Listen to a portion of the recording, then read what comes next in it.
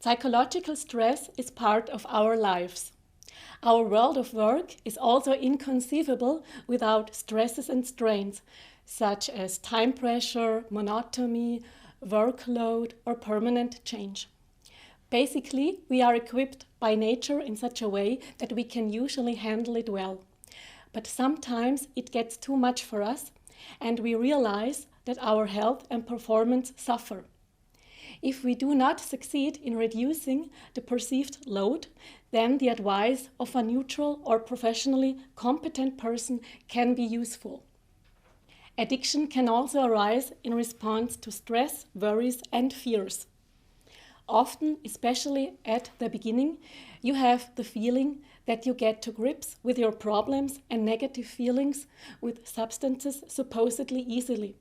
In reality, however, you only stun yourself for a moment and the problems are the same or even bigger afterwards. But also behaviors like, for example, shopping, gambling, or playing computer games can eventually lead to behavioral addiction through mechanisms such as distraction. What is the effect of addiction? Most addictions have a nice feeling at the beginning, and the addiction begins creepingly and does not immediately show the bad consequences, so that sufferers notice this too late.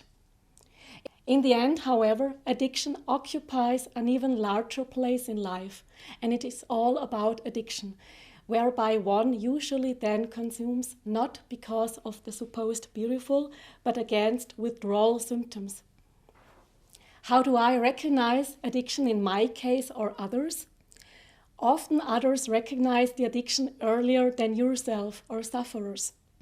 However, one often does not dare to address the addiction to others. Central alerts for addiction are neglect of interest, both privately and professionally, loss of control over the beginning, duration, or termination of addictive behavior or consumption, a steady increase in the amount or duration of consumption.